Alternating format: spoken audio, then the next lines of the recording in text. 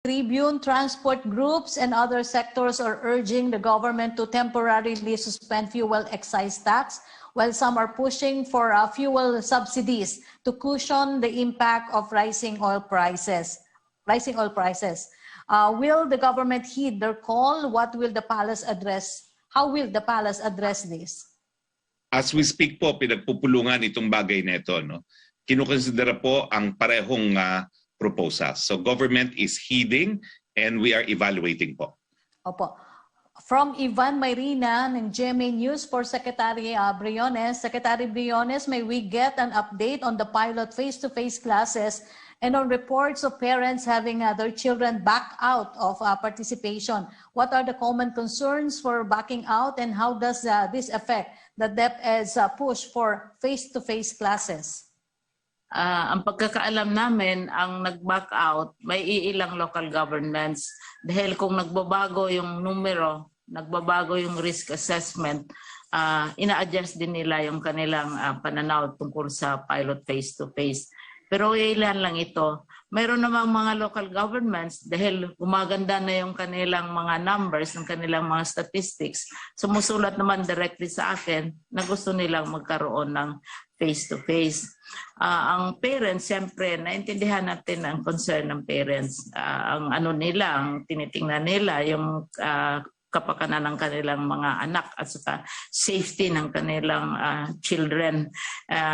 Sinabi ko na kanina na ang mga studies nagpapakita na mas resilient ang mga bata sa COVID-19.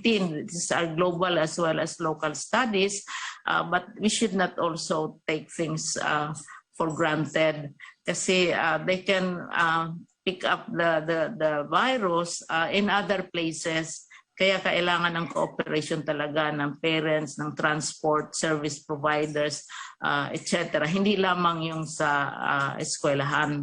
So lahat ito tinitingnan natin at saka conditions ito.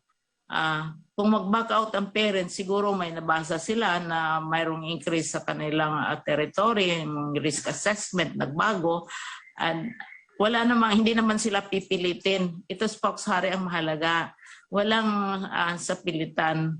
Kung ayaw ng parents, kung mag-back out ng parents, karapatan nila yan dahil anak nila learner nila yon, buhay ng kanilang kabataan kung sa kanilang assessment. Pero tayo, ang aming obligasyon ay to explain as far as possible na all possible precautions that are necessary have been undertaken. Like ang local governments, kailangan handa sila dahil sa kanilang territory. Ang parents, mga service providers. Tapos kami din, rinireview namin yung aming facilities. Yung mga schools na gagamitin for the pilot na kailangan may space, may tubig, may gamot, and so on. PPE, malapit sa isang health station. At mahalaga yung risk assessment na gagawin ng health. Pag sabihin ng Department of Health na itong lugar na ito, mataas ang level ng COVID, hindi namin yan ipagpatuloy. Pero more than 300 schools ang na-identify nila. And we are only targeting 100. Oo, dahil sa iba't ibang mga kondisyon na ating ini-impose.